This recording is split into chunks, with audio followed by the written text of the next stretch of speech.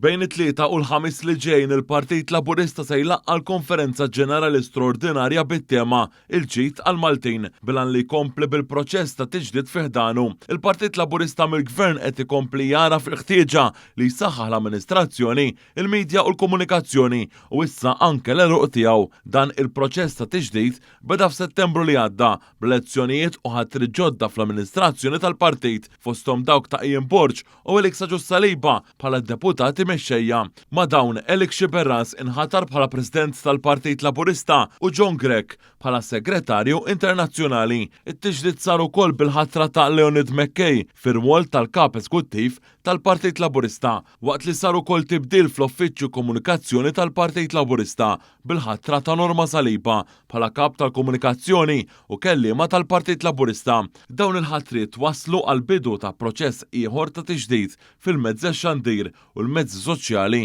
tal-Partit Laburista fosthom bil-ħatra ta' Silvio Xerri bħala Chairman ta' Wan. Fil-qofol u fiċ-ċentru ta' dan it-tiġdid il-Partit Laburista dejjem żamm lill-attivisti, il-membri u delegati tiegħu. Fl-aħħar xhur saret ħidma biex jissaħħu ukoll l-eruq tal-partit bi programm ippreparat u koordinat mal-ferat, id-distretti u l-kumitati lokali ħalli jsir kuntatt mal-akbar ammont ta' nies possibbli fosthom delegati u tesserati kif ukoll il-pubbliku ġenerali li rid ikun parti mill-familja kbira Laburista.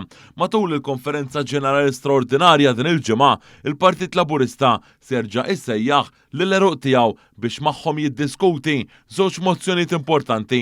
L-ewwel waħda se tipproponi numru ta' emendi fl-istatut għat-tisjieħ tal-eruq tal-partit filwaqt li t-tieni mozzjoni se tratta il-ħatra ta' awdituri ġodda. Il-qofol tal-Konferenza Ġenerali Straordinarja mistenni jintlaħaq il-ħamis mis-6 filgħaxija l quddiem fiċ-Ċentru Nazzjonali Laburista l-Ħamrun meta jsiru d-diskorsi tal-President, iż-żewġ deputati mexxejja u l-eluq mill-Prim Ministru u mexxej Laburista Robert Abela.